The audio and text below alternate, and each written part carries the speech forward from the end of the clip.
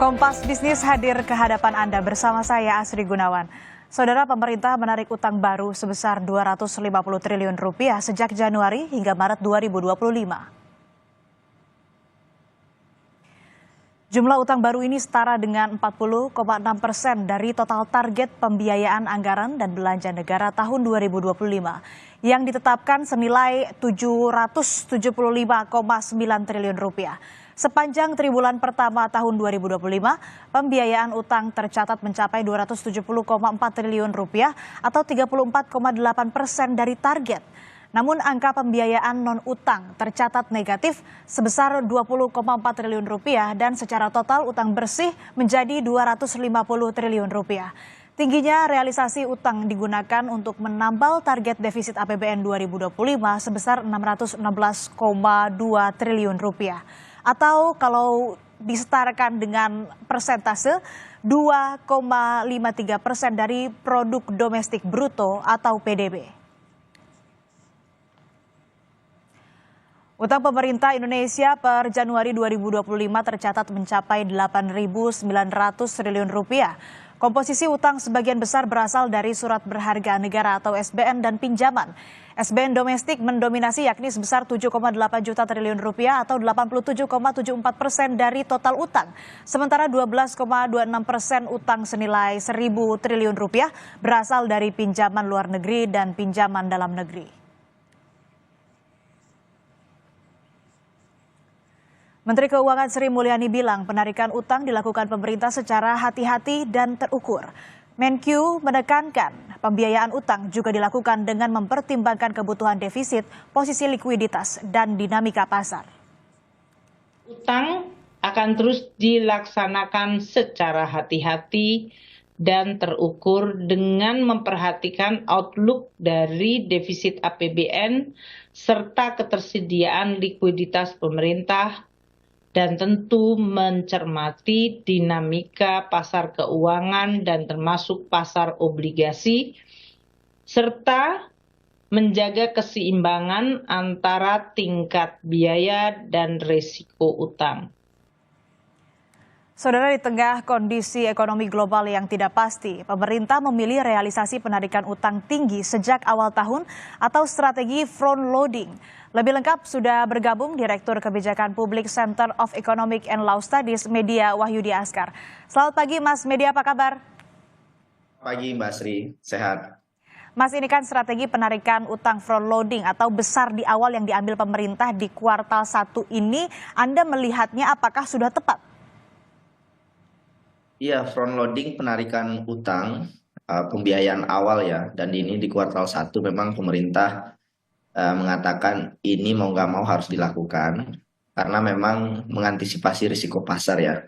Jadi ada volatilitas pasar keuangan dan front loading berupaya jadi jalan melindungi pemerintah dari harus menerbitkan surat hutang saat kondisi pasar nanti memburuk. Dan juga ada kondisi likuiditas kita yang juga cukup baik di awal tahun ya. Tetapi ada risiko yang juga cukup signifikan. Jadi yang pertama itu yang pasti cost of carry ya.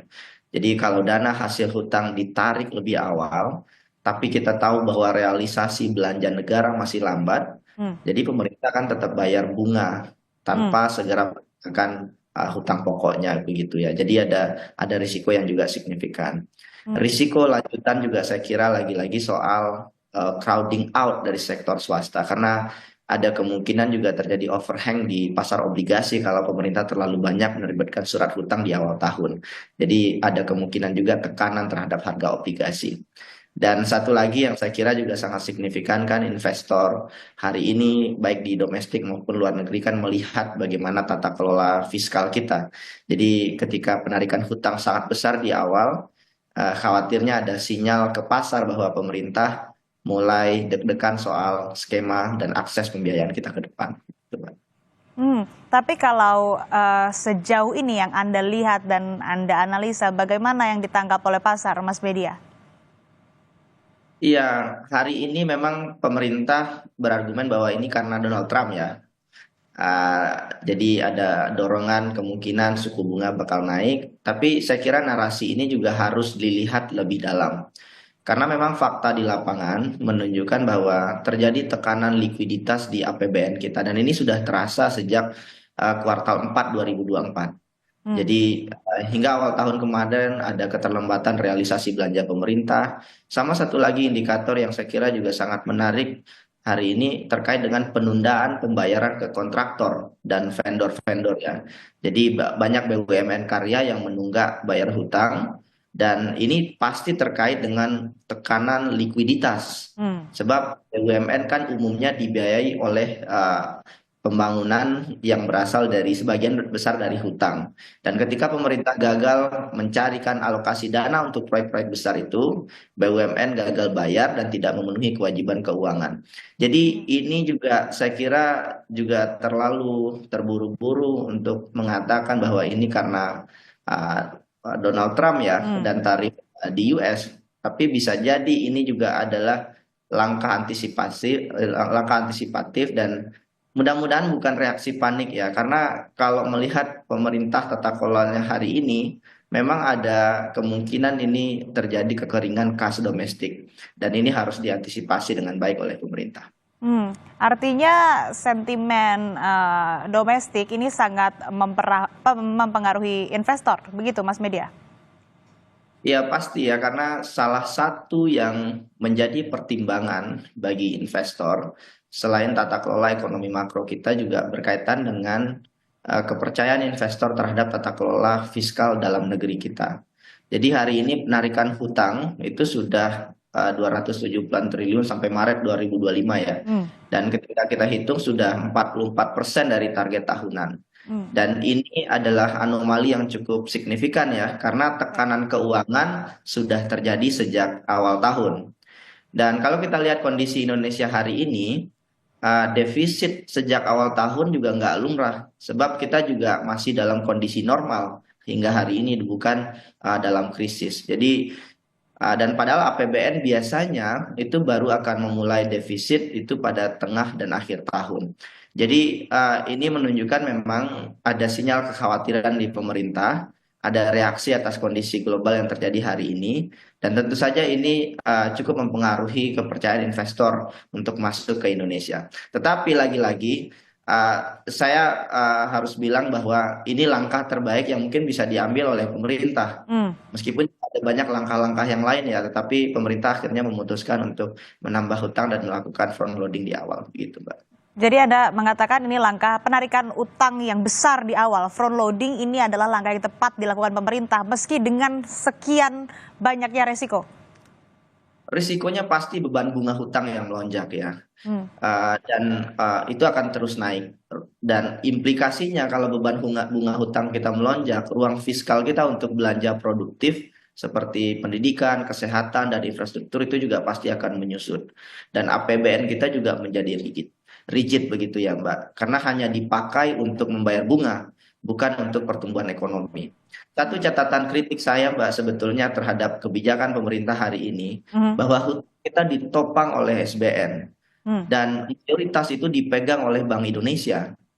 Dan ini sebetulnya cukup mengkhawatirkan ya, karena ada indeks Herfindahl-Hirschman ya, itu mengukur konsentrasi pasar untuk melihat tingkat persaingan di suatu industri. Jadi makin tinggi indeksnya itu makin tinggi konsentrasi pasar. Dan di Indonesia itu rendah sekali. Artinya pasar hutang kita itu didominasi oleh Bank Indonesia salah satunya, dan itu jumlahnya 26%. Dan ini berbahaya dan sangat berisiko ketika jumlahnya semakin besar ke depan. Dan kalau kita lihat Vietnam ya, Vietnam itu kepemilikan obligasinya didominasi oleh perusahaan asuransi dan dana pensiun ya, dan jumlahnya mencapai hampir 60%. Dan Indonesia satu-satunya pasar di Asia ya saya kira, di mana bank sentral itu jadi kelompok investor terbesar dalam hutang kita gitu ya. Dan ini berbahaya karena ketika Bank Indonesia masuk terlalu jauh, maka independensi Bank Indonesia pasti akan dipertanyakan karena lebih banyak jadi pendukung fiskal ya, dan ini juga berpotensi moral hazard kalau tidak dilakukan dengan hati-hati begitu. Nah dengan resiko yang Anda sebutkan artinya harus ada langkah antisipasi dong. Nah kira-kira apa nih Mas Media? saya kira salah satu yang menyebabkan pemerintah harus mengambil hutang adalah kekhawatiran terhadap defisit ya. Dan defisit itu bisa terjadi lebih cepat kalau penerimaan pajak kita anjlok. Dan memang datanya menunjukkan ya di awal tahun penerimaan pajak kita menurun cukup signifikan. Jadi ketika kenaikan hutang tidak diiringi oleh peningkatan penerimaan negara, maka alokasi belanja kita ya otomatis akan dipakai untuk bayar hutang, begitu Mbak. Jadi mau nggak mau pada saat yang sama pemerintah juga mendorong penerimaan. Artinya memang dari segi pembiayaan memang langkah cepatnya ya menerbitkan surat hutang begitu ya Mbak. Tetapi dalam jangka panjang ini sangat-sangat tidak bijak begitu ya, terutama dengan melihat kondisi penerimaan negara kita yang juga sangat-sangat tidak maksimal hingga hari ini. Tapi Masalahnya artinya, ketika iya Mbak. ya, tapi artinya gali lubang tutup lubang dong, Mas Media. Kalau misalkan kita kita memilih strategi untuk front loading, tapi penerimaan negaranya tidak mendukung. Ya betul sekali, gali lubang tutup lubang. Dan bahayanya adalah ketika terjadi risiko pemburukan persepsi pasar, Mbak. Dan itu terjadi di tahun 2008 pada saat krisis ekonomi. Ada persepsi investor yang sangat buruk terhadap ekonomi, termasuk Indonesia jadi salah satu korban. Maka ada crowding out, uang swasta lari ke luar negeri. Dan ketika kita bergantung pada hutang, dan salah satunya SBN, wah kita bisa mengarah pada bencana ekonomi yang sangat-sangat signifikan. Maka memang hari ini nggak ada jalan keluar yang lebih bijak selain mendorong penerimaan negara. Dan ini membutuhkan langkah-langkah ambisius ya. Jadi jangan hanya pemerintah ambisius mengurangi pengeluaran negara, efisiensi anggaran, dan sekarang melakukan hutang karena seperti tidak memiliki jalan lain. Tetapi pada saat yang sama lupa bahwa peningkatan penerimaan itu tidak dilakukan dengan baik. Jadi akhirnya tambal sulam Mbak lewat hutang. Sama satu lagi, kualitas belanja kita juga sangat buruk sekali hari ini. Ada banyak sekali program-program bantuan sosial yang juga tidak tepat sasaran, dan ini juga harus diperbaiki tentu saja ketimbang terus menambah jumlah hutang kita, Mbak. Oke, harus meningkatkan penerimaan negara. Nah ini lewat apa Mas? Sektor apa yang paling menopang? Saya kira ada banyak jalan ya untuk meningkatkan penerimaan negara. Ada pajak digital, pajak karbon, dan ini progresnya masih sangat lambat dan stuck di Kementerian Keuangan dan Kementerian Teknis terkait. Termasuk juga penerimaan pajak dari pajak penghasilan, terutama dari wajib pajak kelas atas itu juga sangat-sangat tidak maksimal. Jadi reformasi pajak kita harus dipercepat, begitu ya. Dan termasuk juga perbaikan sistem core tax gitu ya, ini juga terus harus didorong. Dan kelihatannya pemerintah hari ini narasi terhadap perluasan basis pajak itu juga tidak signifikan. Jadi ini yang harus dicari jalan keluarnya, karena selama praktis 1 dekade 10 tahun terakhir ya, tax rasio kita relatif stagnan. Jadi ada yang keliru dari tata kelola kita mendorong penerimaan negara. Dan ketika belanja pajak kita juga terus naik, banyak belanja pajak kita yang juga tidak tepat sasaran, terutama di sektor-sektor industri ekstraktif. Jadi jumlah yang diterima oleh negara dari pajak industri ekstraktif misalkan itu masih lebih kecil dari potensi pajak yang seharusnya diterima negara. Dan ini salah satu yang bisa diperbaiki. Sama satu lagi Mbak, sebetulnya hari ini kalau dibilang Pak Prabowo punya elektabilitas 80-an%, harusnya berani ngambil risiko fiskal yang tidak populer. Jadi hari ini banyak subsidi yang dinikmati justru tidak oleh masyarakat miskin misalkan. Salah satunya itu adalah subsidi belanja BBM misalkan, termasuk juga subsidi dari beberapa program pemerintah yang juga tidak tepat sasaran. Dan ini harus dievaluasi oleh pemerintah. Jadi juga ada perbaikan dari kualitas fiskal kita, termasuk juga belanja negara. Gitu. Oke, jadi catatan ya Mas Media, tapi sebetulnya mana sih yang lebih bisa diterima, penarikan utang besar di awal tahun karena tekanan ekonomi global atau likuiditas pemerintah yang seret? Tapi jangan dijawab dulu Mas Media, kita jeda sejenak, tetaplah di Kompas Bisnis.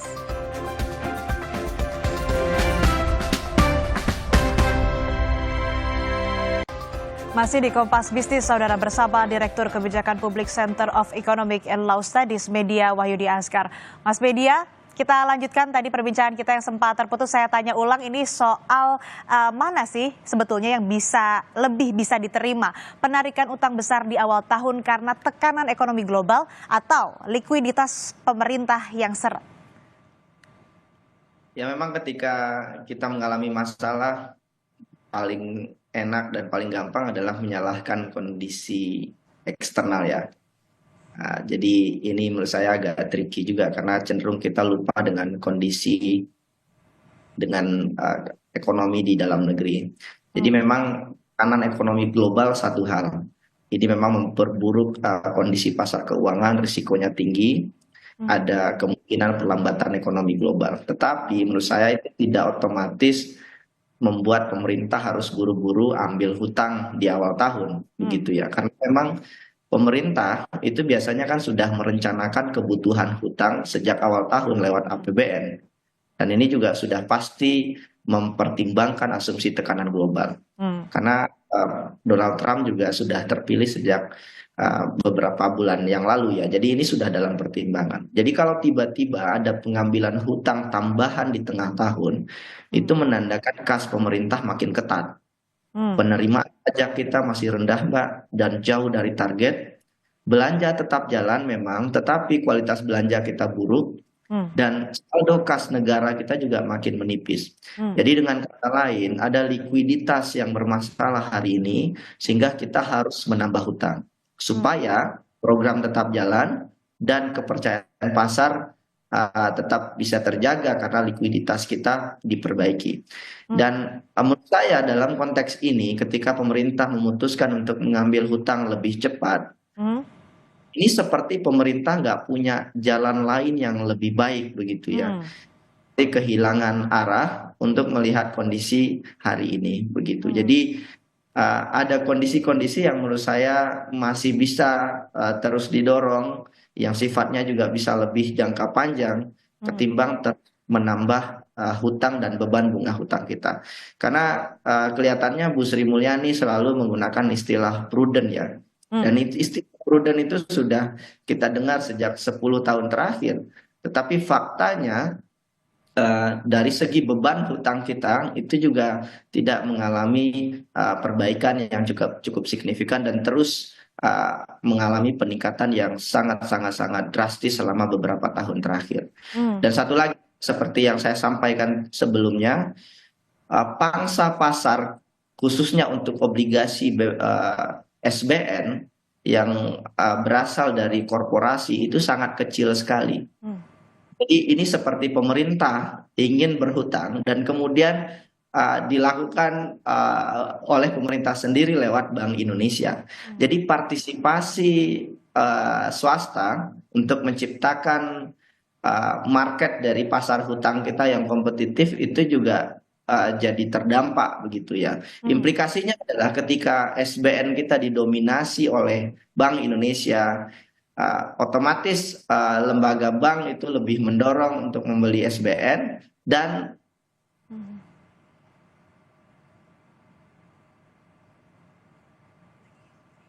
ya, Mas Media, boleh diulang tadi sempat terputus koneksinya? Ya, ketika pasar obligasi kita didominasi oleh Bank Indonesia, maka implikasinya juga cukup negatif bagi competitiveness dari pasar obligasi kita yang sangat kecil,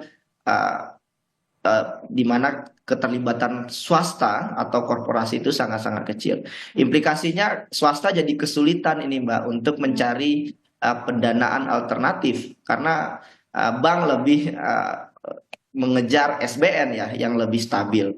Dan ketika swasta mengalami kesulitan pendanaan alternatif, maka implikasinya juga investasi juga jadi lambat. Swasta nggak bisa bergerak signifikan mendorong ekonomi kita. Itu juga yang menjadi alasan banyak swasta yang kemudian berpikir ulang untuk menanamkan investasinya di Indonesia karena pasar hutang kita didominasi oleh SBN yang kemudian dibeli oleh Bank Indonesia.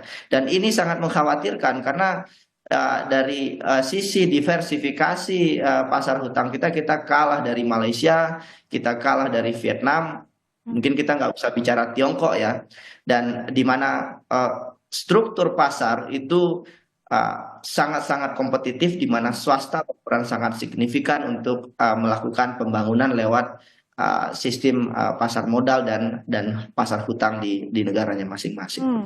Tadi di segmen awal kan kita bahas sebetulnya Mas Media mengatakan bahwa front loading atau kebijakan ini untuk menarik utang lebih banyak, utang yang besar di awal begitu, ini adalah kebijakan yang tepat dilakukan pemerintah kalau melihat kondisi saat ini. Tapi ini juga ternyata ada dampaknya yang cukup signifikan terhadap, atau pengaruh yang cukup signifikan terhadap iklim investasi. Nah, apakah nantinya ini akan menjadi ada konsekuensi yang besar terhadap iklim investasi, kemudian juga nantinya daya saing kita dengan negara tetangga misalnya Vietnam begitu tidak begitu kompetitif, Mas Media?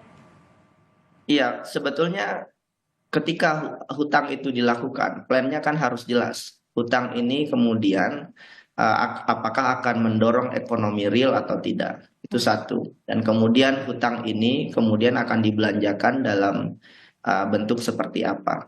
Nah, makanya kekhawatiran dari banyak pelaku ekonomi hari ini adalah beban bunga hutang kita makin meningkat, tetapi sektor real tidak bergerak. Industrialisasi kita juga masih sangat-sangat lambat progresnya gitu ya. Jadi lagi-lagi ini juga bukan hanya soal hutang kita bertambah, tetapi kualitas dari belanja negara hari ini juga sangat-sangat mengkhawatirkan. Itu kenapa banyak negara yang kemudian mendorong pembelian hutang, terutama di pasar sekunder, mereka bisa tetap survive karena mereka disiplin terkait dengan kualitas belanja negara, begitu ya. Dan kondisi di Indonesia saat ini yang dikhawatirkan investor itu kita bisa lihat salah satu studi ADB yang baru saja rilis bulan lalu, kekhawatiran investor itu bukan karena bagaimana ekonomi makro dan kemudian bagaimana pengaruh asing terhadap ekonomi Indonesia. Investor asing lebih menganggap bahwa volatilitas kita tinggi karena kualitas dari fiskal kita, tata kelola fiskal kita di level domestik. Satu. Yang kedua karena banyak kebijakan-kebijakan yang tidak pro terhadap investasi yang adil, dan salah satunya juga reaksi terhadap beberapa regulasi yang juga cukup aneh kemarin, undang-undang TNI dan juga beberapa regulasi yang dianggap tidak mendorong adanya market yang lebih adil. Nah, ini saya kira faktor-faktor eksternal yang pemerintah juga harus koreksi, saya kira. Jadi tidak hanya kemudian menambah hutang, tetapi juga memperbaiki kualitas belanja, terutama juga memperbaiki kualitas fiskal kita, terutama yang berkaitan dengan ekonomi domestik kita. Jadi gimana dong Mas untuk menggerakkan sektor real? Saya kira sektor real selama ini memang kita ditopang, selama 1, 2, 3 tahun terakhir kita ditopang oleh bansos. Dan jumlah bansos hari ini itu mengalami stagnasi ya, sehingga uang itu tidak berputar di bawah. Dan saya kira pemerintah perlu melihat lagi program-program ambisius yang saat ini dilakukan.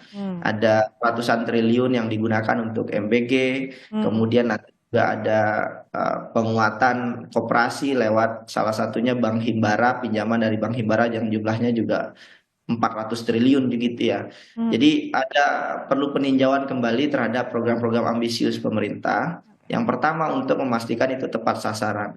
Jadi uangnya itu betul-betul berputar di bawah.